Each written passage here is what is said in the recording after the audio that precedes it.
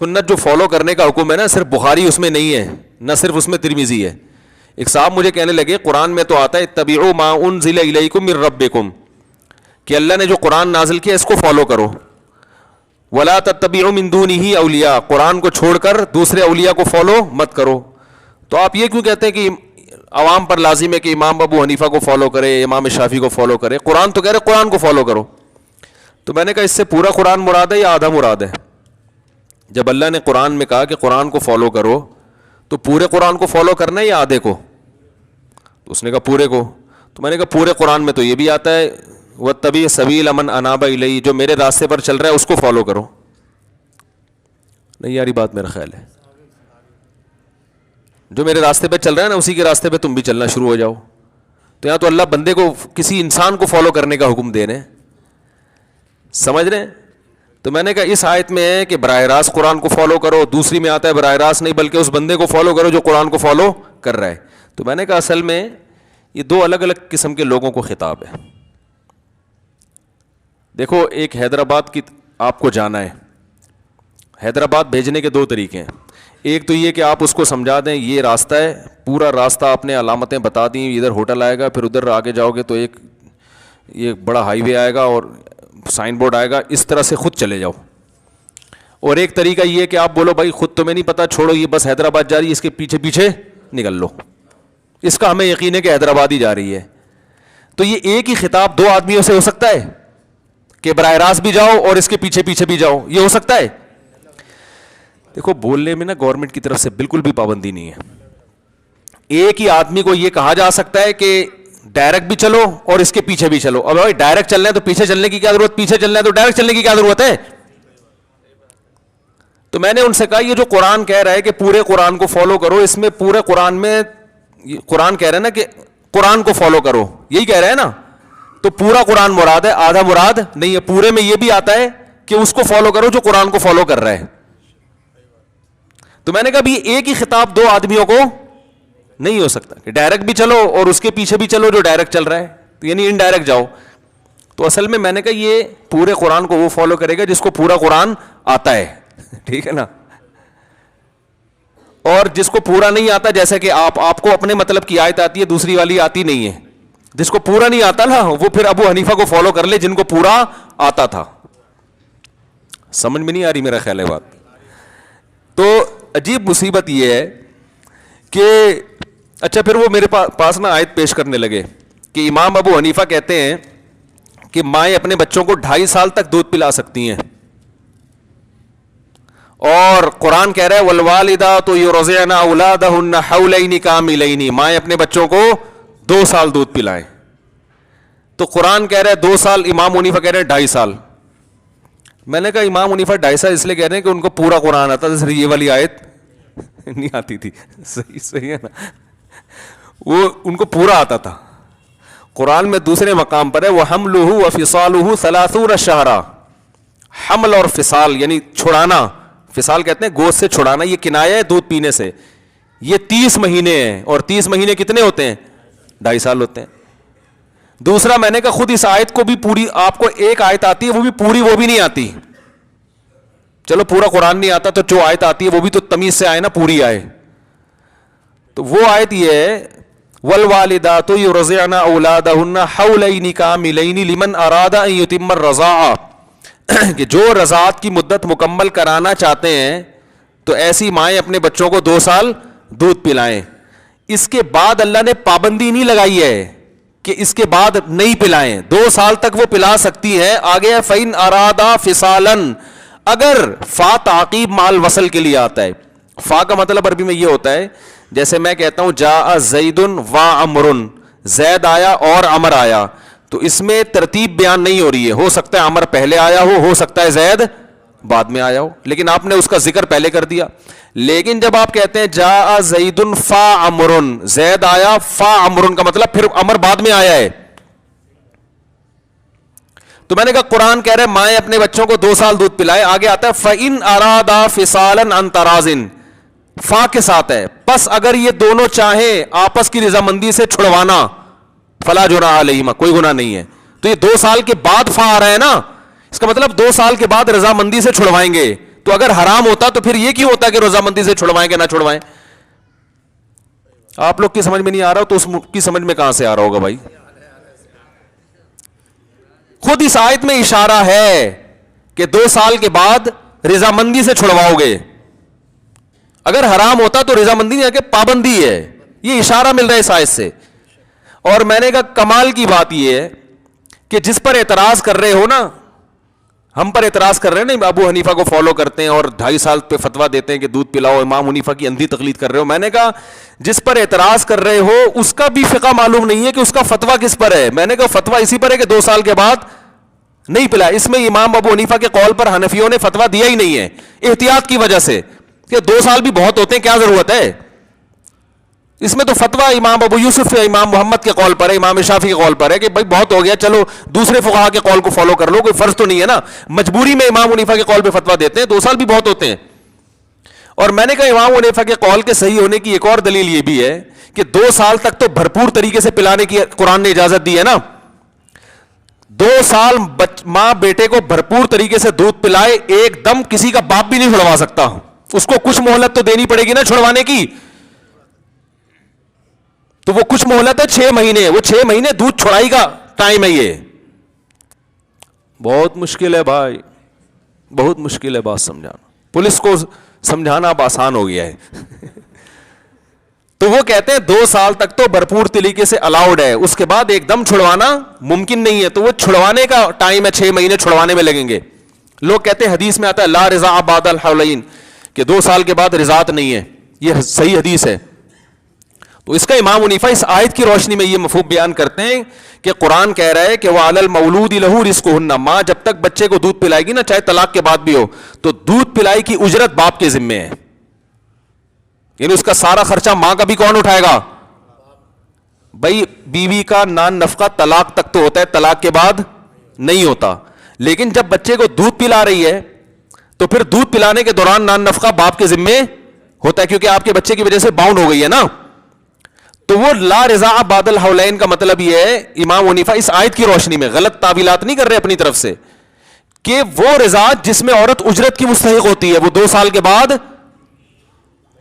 بولو نا بھائی, وہ نہیں ہے 2 سال کے بعد. 2 سال تک تو وہ اجرت کے پیسے لے سکتی ہے, 2 سال کے بعد وہ فری پھوکٹ گئے, وہ اس میں نہیں. اب یہ تھوڑی کہ پلاتے رہو تو وہ دیتا ہی رہے گا, وہ بھی تو انسان ہے آخر. ٹھیک ہے نا, اس کے اپنے دوسرے بچوں کا دودھ کا خرچہ بند ہو جائے گا.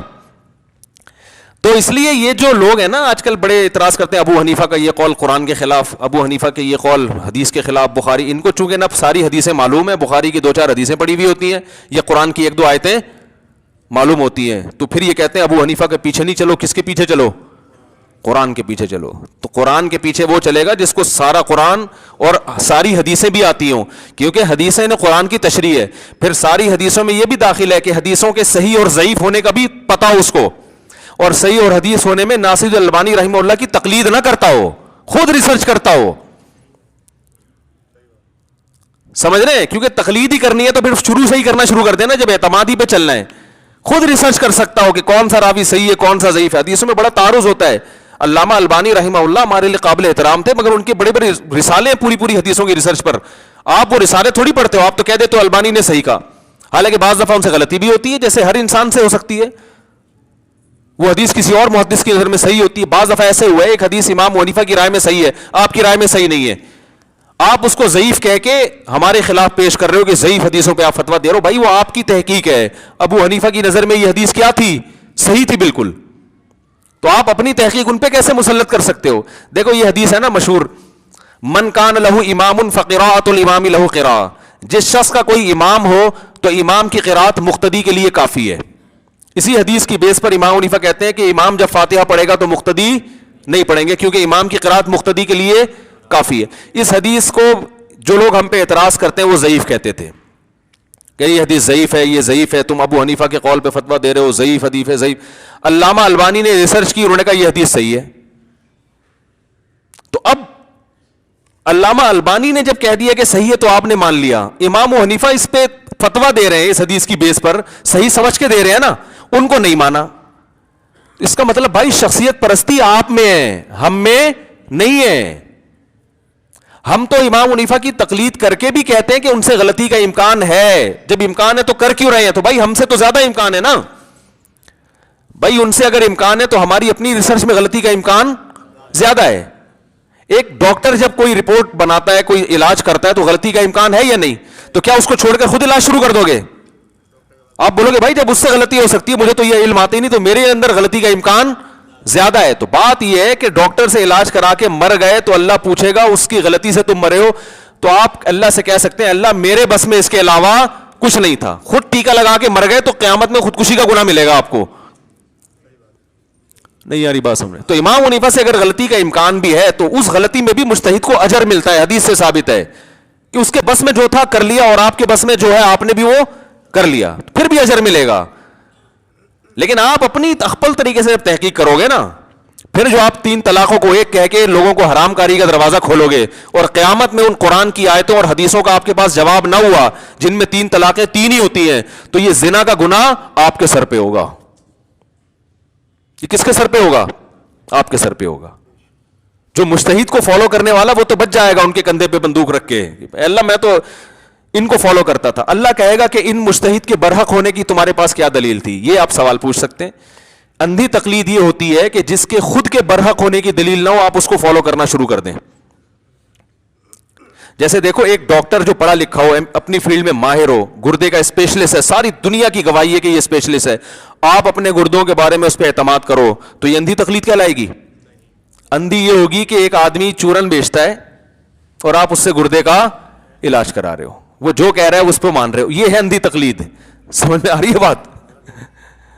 تو ابو حنیفہ امام شافعی کو فالو کرنا اندھی تقلید نہیں ہے. آپ یہ کہہ سکتے ہیں کہ اس کی کیا دلیل ہے, کون سی حدیث میں آتا ہے کہ امام ابو حنیفہ تو پڑھے لکھے ہوں گے, مجتہد ہوں گے. ایک صاحب مجھے کہنے لگے اس کی کیا دلیل ہے کہ امام حنیفہ مجتہد تھے؟ میں نے کہا اس کی کیا دلیل ہے کہ امام بخاری محدث تھے؟ اس کی کوئی دلیل ہے؟ بھئی یہی دلیل ہے کہ امت نے گواہی دی ہے, تو یہ امت معصوم عن الخطا ہے من حیث الامہ. یہ امت من حیث الامہ غلطی پہ جمع نہیں ہو سکتی. جیسے اس امت نے اس بات کی گواہی دی کہ حدیث میں امام بخاری امام ہے, امام ترمذی امام ہے, امام نسائی محدث تھے, تو اسی طرح اس حدیث نے اس کی بھی گواہی, اس امت نے اس بات کی بھی گواہی دی ہے کہ فقہ میں, فقہ کہتے ہیں قرآن اور حدیث کو سمجھنا, اس سے مسائل نکالنا, اور یہ جب ہی ممکن ہے جب قرآن و حدیث آتا بھی ہو. جس کو فقیہ کہہ دیا وہ محدث, تو اس کو مان لیا آپ نے پہلے. یہ محدث سے اوپر کی چیز ہوتا ہے فقیہ, سمجھ رہے ہیں؟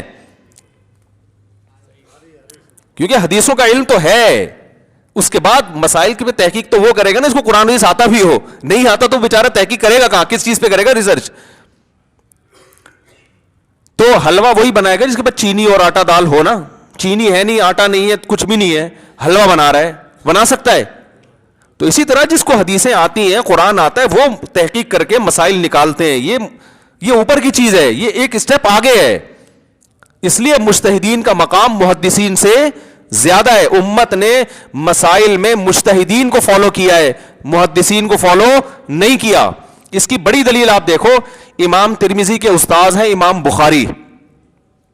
امام ترمذی جب مسائل کا ذکر کرتے ہیں نا, مسائل کا کہ اس مسئلے میں فلاں کی یہ رائے, تو کبھی امام بخاری کا نام نہیں لیتے کہ امام بخاری کی اس مسئلے میں یہ رائے ہے, کیونکہ ان کو اعتراف ہے کہ امام بخاری اس فیلڈ کے نہیں ہے. جب حدیث کے صحیح یا ضعیف ہونے کی بات کرتے ہیں پھر امام بخاری کا حوالہ دیتے ہیں.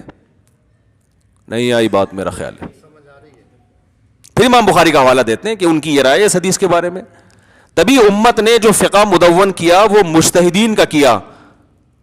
آپ کو فقہ حنفی ملے گا, فقہ شافعی ملے گا, فقہ مالکی ملے گا, فقہ حنبلی ملے گا, فقہ بخاری نہیں ملے گا, فقہ ترمذی نہیں ملے گا, فقہ نسائی بولو نا بھائی نہیں ملے گا. یہ امت گواہی, یہ میرا, یہ ہماری دکانیں نہیں ہیں. لوگ کہتے ہیں دکانیں چمکا رہے ہیں, یہ امت نے کیا یہ کام. جیسے امت نے امام بخاری کو محدث مانا, تو اسی طرح امت نے ان چاروں اماموں کو فقیہ مانا. ایک مسئلہ رہ جاتا ہے, پھر ان میں سے کسی کو بھی فالو کر لو, ایک کو کیوں؟ تو ایک کو فالو کرنے کا حکم اس لیے جاتا ہے تاکہ خواہش اور نفسانی خواہشات کا دروازہ بند ہو. بعض چیزوں سے شریعت نے صراحتاً نہیں روکا, لیکن ان کاموں سے روکا ہے کہ یہ چیزیں آپ کو اس کام کی طرف لے جاتی ہیں. سمجھ رہے ہیں؟ ایک فقہ کو فالو کرنے کا اس لیے حکم دیا جاتا ہے کہ خواہشات کا دروازہ بند ہو جائے. ورنہ آپ جس فقہ کو چاہے فالو کریں, اگر آپ احتیاط والے پہلو کو لینا چاہیں تو بہت اچھی بات ہے. یہ چیز اس فقہ میں حرام ہے, اس میں حلال ہے, تو حرام والے کو لے لیں. کس نے منع کیا؟ آپ اس پر تو کوئی بھی عمل نہیں کرتا, گنجائشیں نکال رہے ہوتے ہیں. تو یہ گنجائشیں نکالنے کے لیے منع کیا جاتا ہے. برحق سب ہیں, لیکن فالو کس کو کیا جائے گا؟ ایک کو کیا جائے گا. تو یہ باتیں ہیں, باتیں صحیح ہے نا, قرآن و حدیث کی باتیں ہیں, لیبل ہے. حقیقت میں جتنا قرآن و حدیث کو مجتہدین نے, ابو حنیفہ, شافعی, مالک, احمد بن حنبل نے سمجھایا نا, تبھی تو امت نے فالو کیا ہے. اتنا میں اور آپ نے نہیں سمجھا. امام بخاری نے حدیث کی صحت اور ضعف کو جتنا سمجھا, اتنا ہم نے نہیں سمجھا. تبھی امت نے صحیح اور ضعیف ہونے میں امام بخاری کو فالو کیا. لیکن مسائل کے جو استنباط کے لیے الگ فن چاہیے, الگ صلاحیتیں چاہیے, اس میں امت نے امام بخاری کے بجائے ابو حنیفہ اور شافعی پر اعتماد کیا ہے. سمجھ رہے ہو؟ تو امام بخاری بھی ہمارے سروں کے تاج ہیں, مجتہدین بھی ہمارے سروں کے تاج ہیں. جیسے بھائی جو کڈنی اسپیشلسٹ ہے وہ بھی ہمارے سر کا تاج ہے, جو ہارٹ اسپیشلسٹ ہے وہ بھی ہمارے سر کا تاج ہے. لیکن کڈنی کا علاج ہارٹ اسپیشلسٹ کے پاس نہیں جائیں گے, اور ہارٹ کے لیے کڈنی والے کے پاس سر کا تاج ہونے کے باوجود